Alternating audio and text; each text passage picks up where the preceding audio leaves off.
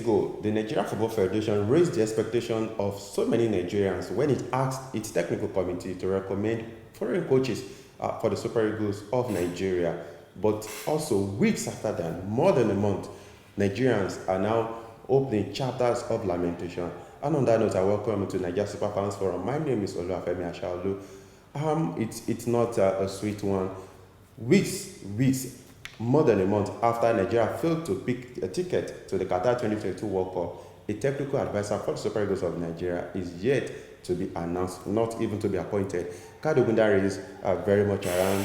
Kayode, you're welcome to the show. Thank you. Unfortunately, we are opening the show on a lamentation note of some sort. But Kayode, this has been there. I know you've spoken about this. We've discussed it on this show. Yeah.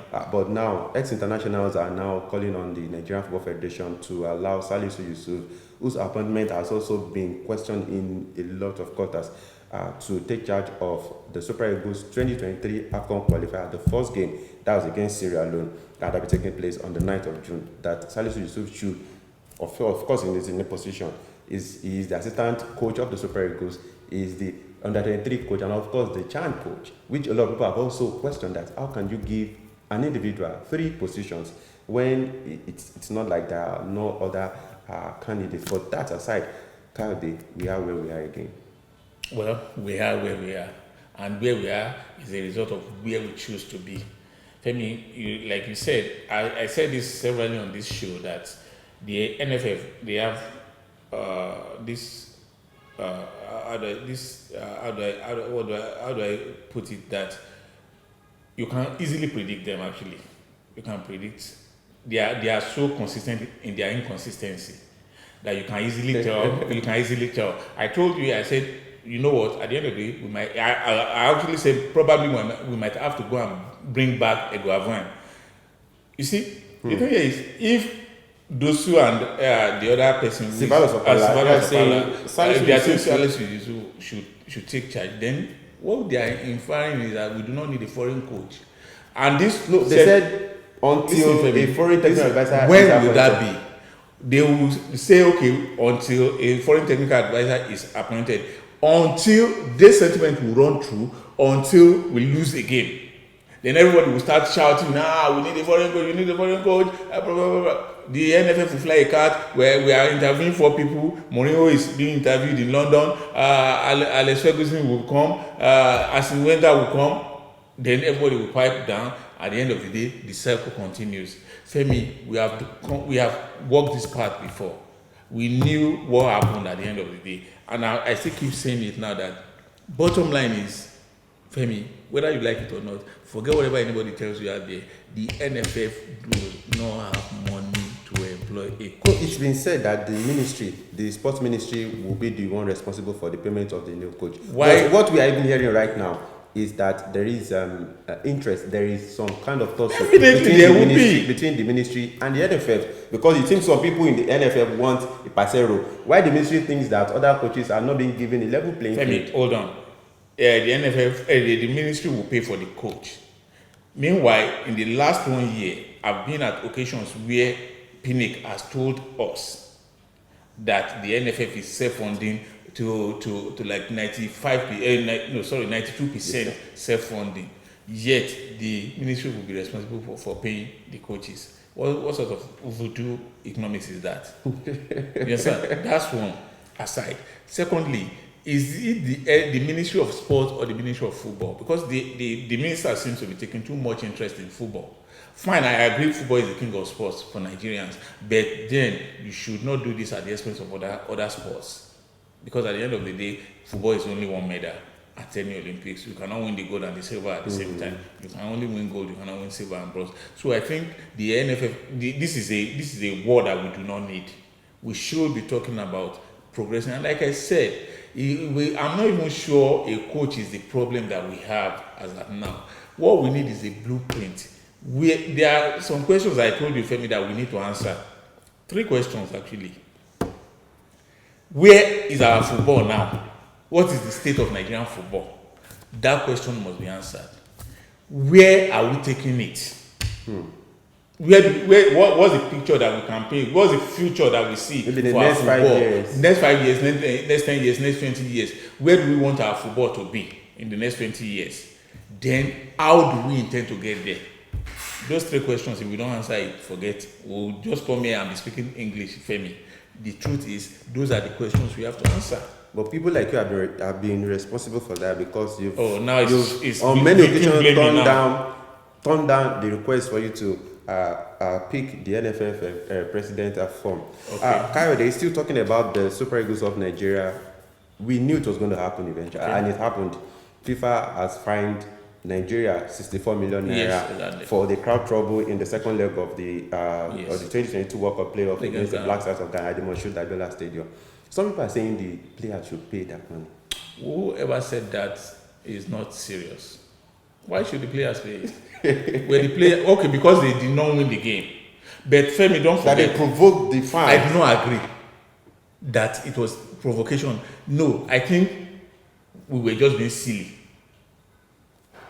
Femi, let me tell you why I said it wasn't because they didn't win. That was why there was crowd trouble. There was crowd trouble because the NFF did not put in place crowd control measures. In 2000, Ghana Nigeria 2000 AFCON, when Nigeria beat Senegal 2-1, we won on that occasion. There was pitch invasion too. Was that because we also lost? No, it was because, see, in this part of the world, we just think that a show of force, just bring army, bring police, line them up in the stadium. That's what will deter the crowd. No. Or that's what they call crowd control. That's not crowd control. You have to devise crowd control measures. I was in Ethiopia, Femi. You will not believe this. We were at a training session of the Super Eagles. Then the Ethiopians, they will come to the stadium to watch athletics. They are very fanatical about their athletics. The way we go to watch football, they come to watch their athletics club training. Because they have long runners, yes, long distance runners. Training itself, not competition. So they were training on the tracks. The Super Eagles were training on the pitch. So, and they were a sizable number, more than 5,000 people there that morning. Wow. Then what came in that the Nigerian president at that time, Goodluck Jonathan, was in Addis Ababa, and they wanted to come and stop by and greet the Super Eagles. So they needed to clear the crowd. Femi, there was no gun in sight. The Ethiopian police don't normally carry guns. They will hold a whistle and a baton. Do you know that in 2 minutes, everywhere was cleared? Everywhere was cleared. They did not have to beat anybody. They did not have to shove anybody. But they controlled the crowd in such a way that everywhere was clear. There was no crowd control. James Agberebi was on this program, Femi. After the game, he was in Abuja live. We were not there. And he said even before the game, he knew there was going to be trouble because there were people who were struggling to get into the stadium who had valid tickets. They couldn't get in. So of course, even those people they would be tense up. They could have fomented trouble. It was about not controlling the crowd. It wasn't about the outcome of the game. No, sir, I do not agree. Okay, Kayode, again, part of the fine or part of the sanction from FIFA is that we'll be playing the game against Sierra Leone behind closed doors. Is that going to be some worry? Right. It's standard punishment. Should it be some worry for the Super Eagles of Nigeria? Bearing in mind that the last 2 qualifiers against Sierra Leone ended 4-4 in Nigeria and in Freetown. Yes, yeah. But then we had spectators. We drew 4-4. So if there is no spectators now, maybe the players will not have. But of course, stage there will not be home supporters because of course the Sierra Leoneans will come with their own supporters. Femi, no, they won't be allowed into the pitch. They won't. If they say it's going to be behind closed doors, they will come with their match with the players and officials. Nigeria will do the same. Then they will have journalists. Okay. Especially if you are on essential duty, you'll be allowed, but the crowd will not be there. Even away supporters. No, they won't. They won't be allowed in. They won't be allowed because you and I could also go inside under the pretext that we are away supporters and start clapping. Your accent will give you away. No, nobody is going to do that. But for me, I think it's standard punishment. And Femi, one thing we are taking away from Nigeria is whether there is a crowd or not, whether this game is played in the presidential palace in Freetown or anywhere, we should not be scared of playing Sierra Leone. No disrespect to them. If we begin to worry that we are not going to play. We are playing Sierra Leone and we won't be playing. And we saw what they did at the 2021 Africa Cup of Nations.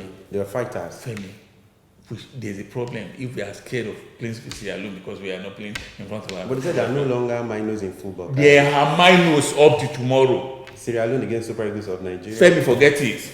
There are minors in football. That's why I don't want to hear. Don't tell me there are no minors. Okay, Kayode, this other incident really caused controversy. The playoff between Egypt and Senegal. Yes. The second leg, of course, in Senegal, Yes. where there were lasers pointed at Mohamed Salah when he was about to take that crucial penalty. And that was why he lost the penalty.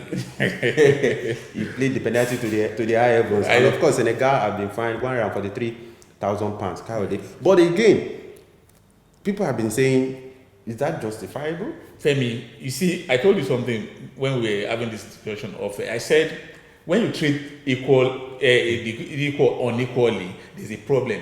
In the first leg, and this is common to North Africans, when Senegal went to Egypt to play, there was this strobe lights. They were flashing it on the players' faces. But then the same CAF said it is a way of life with Egyptians, with North Africans. That's how they watch their own football. So why is it now the turn of Senegal? They taught Senegal to do that. And in cases where you teach somebody to do something, they tend to overdo it. Why is it now okay to punish Senegal? And CAF had never punished any, whether you go there for club football or national team football, they will always do that to you. Why in North Africa? Why has CAF never punished any North African club or country? See, we cannot continue like this. You cannot show that you favor some teams, some countries over others. It's not going to go well for anybody. You can't continue that way.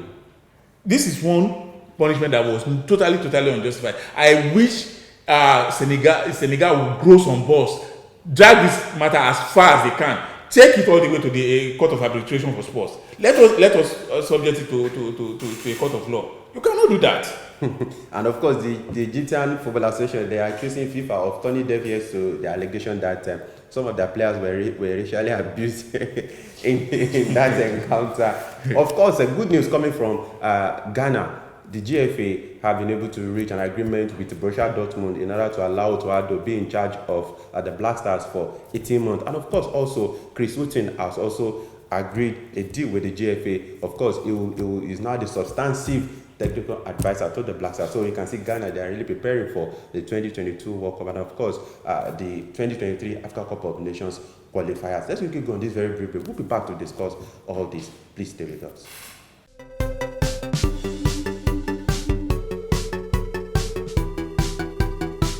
Welcome back, and it's still Nigeria Super Fans Forum. Please subscribe to our YouTube channel. It is very important. Please share our videos, and of course, your comment will be rolling on the screen. Our producer will ensure that your comment keep rolling on the screen. But please don't forget to indicate where you are reaching us from. Please don't forget to indicate that. Kayode, before we go to the development in Ghana, the under-20, the Wafu Zombie Championship will be taking place in days time, and an interesting story. Gordon Koko, who was formerly in charge of under 20, yes, came out to say that Ladan Boso, who was his former assistant, has nothing to offer Kayode. That was very stinging, Kayode. Very stinging. He's been receiving a lot of stick for that, but a lot of other people have said that, yeah, we said it, this man has done nothing to merit this job, and here we are again. But they'll be playing the Black Stars of Ghana in their first game, which will be taking place in a few days' time. Let's do a little bit of historical background into this. Ladan Boso was the assistant to Gordon Koko, who was the coach who qualified Nigeria in 2007 for the World Cup. They came second at the African Youth Championship, I think in Congo Republic. So, but because of the way and manner they qualified, they weren't too impressive. The NFF at that time decided to remove Uwa and upgrade his former assistant into the role. He took the team to the World Cup. They got to the quarterfinals before they were bundled out by Chile. That was in Canada 2007. I guess that bad blood was still subsisting. That if both of us work, if both of us work on the same job, and we don't get the good results, I get to be shoved out and you get the job. I'm not sure that Ladan Boso is to blame for that. It is their employers to blame. But then we should look at the merit of what they have said. Forget whether they had issues or not. The fact is, we have said this on this program, that what has Boso done in the last 15 years to show that he has actually equipped himself for this job. Same as Salisu Yusuf. Exactly. That's the same question people have been asking. Yes, what has he done to show that he has equipped himself, he has upgraded himself for this job since 2007? in Sinan clan, like you don't always like to I say. don't use Senegal. Everywhere is same. Someone like Salisu Yusuf, who was caught receiving bribe, would not even be given. It will not be the kit man. Not even talk of a coach. It will not be the kit man. But you see, in a permissive society, I think that's a better word than sane society. In a permissive society like we have, we tend to turn the black eye on things that other people take very, very seriously. We permit some of these things. We turn the black eye that it doesn't matter. But at the end of the day, It's a human being. yeah, these little things that we think doesn't matter will now become an ocean. Droplets of water will now become an ocean of trouble for us. That's what has happened, and that's the impression that we give the outside world that, you know what, we are a nation of permissive people who tend to do is nothing too much, because this guy was caught on camera accepting bribes. No matter how you want, he never denied it. No matter how you Femi, there's nothing to deny there. But then we have who we are. He's back now. He has been saddled with 3 responsibilities now to show that he's a super coach. He's a super coach. As a matter of fact, Silvano Sopara said he said NFF seen him as the best coach. You know what? Some of them suck up to the NFF because they don't want to get on the wrong side of the NFF so that they do not block their own chances in future of getting jobs. That's just the truth. They know the truth. I know some people on speed that I can call now, and I will tell you before I call them what they are going to say about the NFF. Despite what you and I know, they will not say anything. They won't rock the boat because they know that if they rock the boat now, they may be blacklisted. They will not get jobs in future. We'll call it stomach infrastructure. Let's go to exciting news coming from Ghana now. All right. The GFA has been able to reach an agreement with Boshadot to allow Otto take charge of the Black Stars until the end of the 2023 Africa Cup of Nations in Ghana. Good development. I think now his mind will be at rest now. He will be more focused at the job. Yeah, I think so. And the fact that he knows that he has a job to go back to will also help him to easily get into his stride. But then there's something that is worrying Femi. And like I said, the role of the technical advisor is what I think we should define very well. Who calls the shots? Who is the boss? Because that's key. There will be a point at which there will be a difference of opinion about tactical decisions. Sorry to call you. Remember, there was also an issue of interest between the GFA and even the Ghanaian government regarding the appointment of Otto and Hughton has also said he wanted this job in a more permanent, and he wants to be the boss himself. So these are things that I think should be resolved now before the problem starts really. They are human beings. We are not saying they must, but these are things that will happen between 2 human beings. When there is a difference of opinion about tactics, about other things too. It could be about other things. It could be about loyalties. There will be someone who will be loyal to Otto. There will be someone who will be loyal to Hughton. It happens everywhere where roles are not defined. I told you it was going to happen in Nigeria between Eguavon and Amunike, and we saw it, and he did. He said so. He did. He actually said he told the coach what he knew, that is left to him to take it. It is normal, Femi. This is sometimes I say some things that you feel like, is he psychic or not, or what? Why does he know these things? No, it is your knowledge of human beings, how we behave, how we relate with each other. Normally, Femi, if roles are not properly defined, you and I are in the studio, you are the anchor, you determine the flow of this program. If you have not defined who is boss here, in the studio you are the boss, Femi. If you have not defined that, you are the boss. If you have not defined that, I'm just the boy. If you have not defined that now, there will be a clash of ego. It is normal. Now I know my place. Mine is to answer whatever questions you put at me. But behind the camera, I don't know that. I don't know that. But Femi, seriously speaking, there must be a defined role. Who is boss? You cannot say there cannot be 2 co-captains. No, it's not going to work. And we are not anticipating problems. We are just saying that these are some of these that happen naturally. They will normally happen. So we have to get these things out there that we hope it doesn't snowball into a big problem that at the crucial time that it will now affect the progress of the team at the World Cup. Okay, Kyle, they're still talking about about Ghana. Reports coming from Ghana said that the Ghana Football Federation is ready to pay as much as 50,000 Ghanaian cedis to anyone with information on how to stop match fixing in their Premier League. That is according to Kumasi-based Kesben FM Kayode. It's how to stop match fixing. Yes, I think they should pay me, and I will in the league. Let me read on. Say this is to help protect the integrity of the Ghanaian top flight after some leaked scoreline have come to fruition. And they say 5 years ago, under Kwesi Nyataki's leadership, the Ghana Football Association set aside 20,000 Ghanaian cedis to informants. This was to encourage people to look out for perpetrators of such illegal acts. That will not work for me. What will work is stronger legislation. If you say you are giving people 50,000 cedis, and it's more like a whistleblower of some sort. No, it depends on what they stand to gain. If you are promising them 50,000 or 20,000, and they know that if this deal goes through, if a match is fixed, and they stand to make 100 or 150,000 cedis, and you expect them to leave that and come and collect your 20,000, no. I think there should be stronger legislation that you use people, you make examples of people, you scapegoat people. That once we catch one person, the person will not only lose everything. The person will spend a minimum of 10-15 years in jail. Like the Calciopoli in Italy. That's a very. I think Juventus was relegated. Yes. Relegated to Serie A. Yeah, in 1993, Olympic Marseille won the Champions League. Yes. The following year, they were caught in the match fixing scandal. They were relegated. They were stripped of their title. The president, the late Benatepi, went to jail. Those are societies that do not permit all of these things. It's not that crime will not happen there. It is the severity of the punishment. And it is instant. Nobody cares who you are. You go to jail if you have done that. I'm telling you that if 2-3 people go to jail, others will learn. If you say you are promising people 20,000, how much is 20,000? For those who stand to gain 500,000 cedis from fixing matches, you now promise me 20,000. To do what, Femi? That's an insult.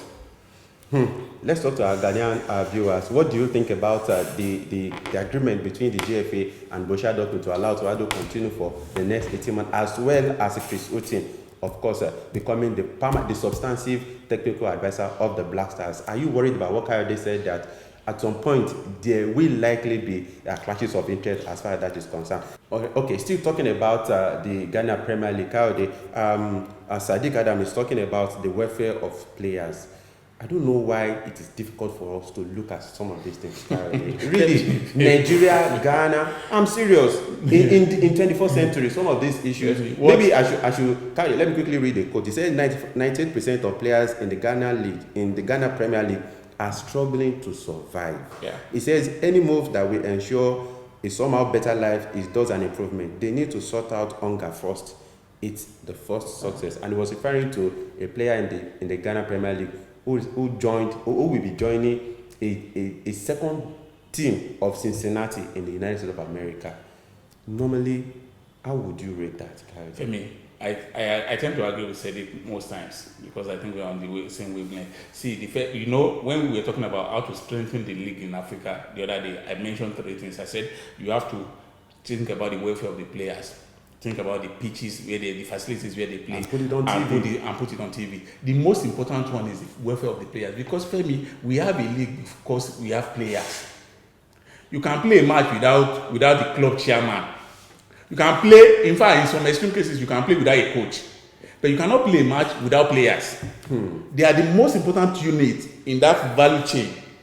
Meanwhile, their welfare is at the base. It's the leftover that the club chairman, the president, and everybody, when they've taken their fee, whatever is left is what the players have. It's not supposed to be like that. They are the most important unit in that value chain. They should have offer first refusal, but that's not the case here. We have to do that and do it fast, or else at a point in time we will not have a league at all. You have our players going to Azerbaijan, Femi going to Vietnam to go and play, to Malta to go and play, to Cyprus to go and play football, Lithuania.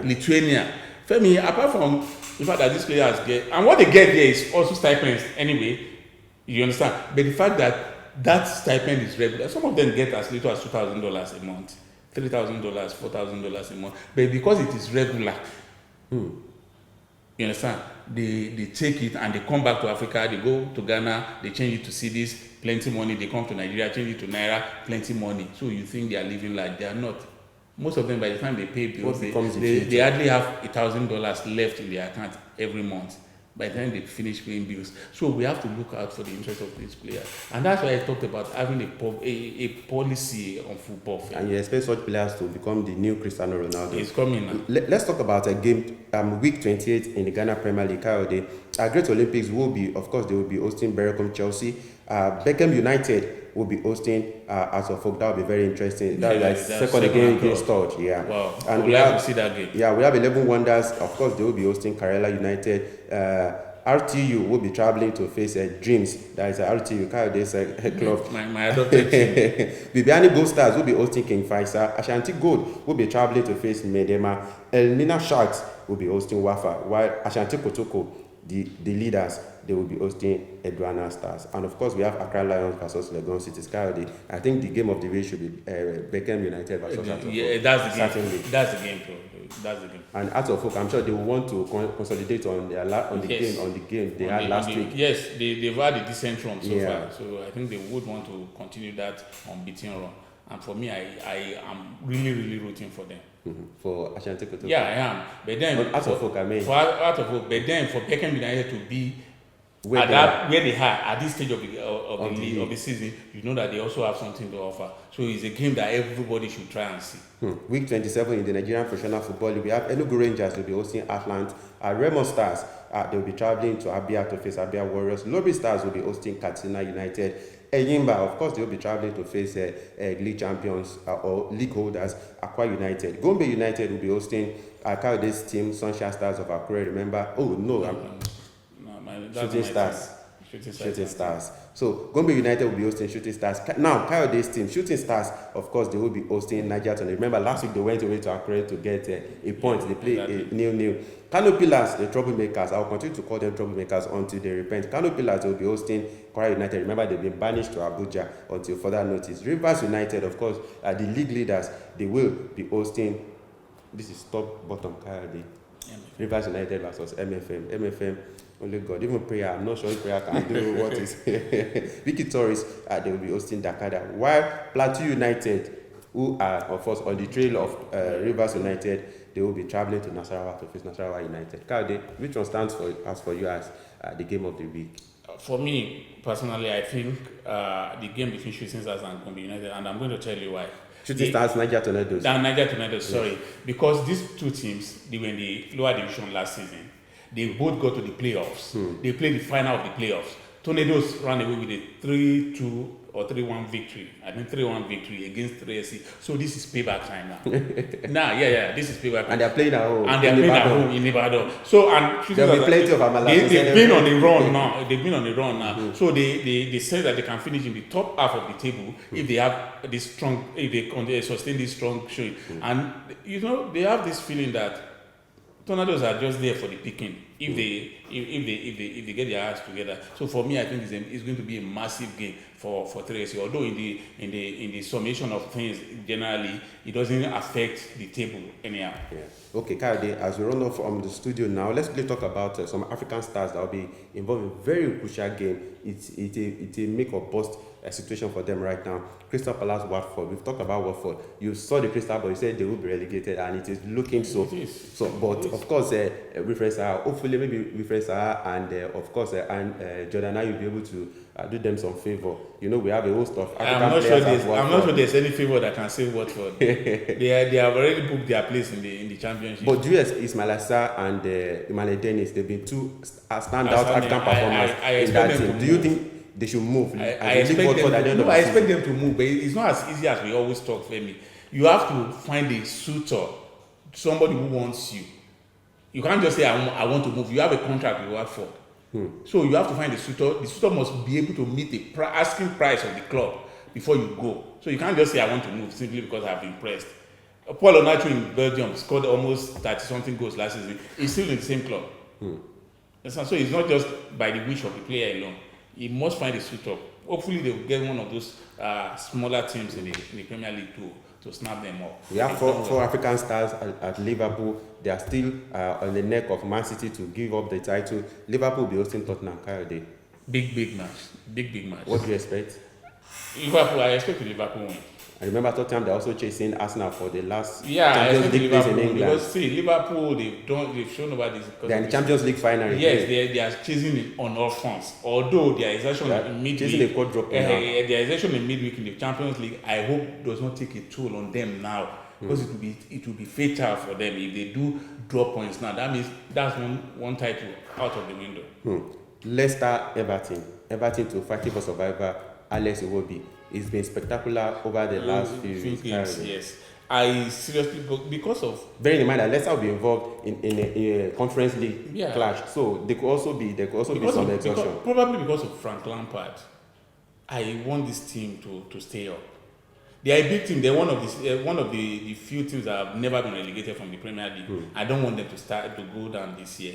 I want them to stay up because of Frank Lampard. It will be a black dot on his managerial scorecard if he was sacked from Chelsea and now he's relegated under another team to relegation. So for me, for his sake, I want them to stay up, and so I want them to win this game. Strasbourg will be travelling to Brest in the French Ligue 1 Friday, and Strasbourg, they are chasing an European ticket for next season. They are currently sixth. And my man, Alexander Jiku. I'm actually rooting for Strasbourg. I'm rooting for you as you are rooting for him. Okay, neatly, as we leave the studio right now, Torino versus Napoli, 7 points. Your Milan at the top of the table. But Napoli, they are hoping for a miracle. No miracle. So that Milan will just maybe continue to begin to mess up. They should forget it. So nothing. Because it's Milan right now. Yeah, because we are winning already. We have already we have a. They are just 2 points above Inter. And go and cut the 2 points now. It's easy to have 2 points lead. By the time you lose one match, Inter. If you don't lose, go and tell VR now. My friend, let's get out of the studio. As always, thank you for coming on the show today. And for our fans, please don't forget to subscribe to our YouTube channel, and your comments, please keep them rolling on all the issues that we've discussed today. What do you think particularly about the technical advisor, the delay in the appointment of technical advisor for the Super Eagles of Nigeria? What do you think? And of course, in Ghana, Otto, Chris Hughton, they've agreed a new deal with the Ghana Football Association now. So I think the focus is now on ground for them to really do their job, and they'll be in charge until the 2023 Africa Cup of Nations. And of course, what do you think about the effort of the GFA in order to curb the issue of match fixing in the Ghana Premier League? What do you think? Please, your comment. Don't forget to indicate where you are reaching us from. I remain Oluwafemi Ashaolu. Until the next time, I say enjoy yourselves. Bye for now.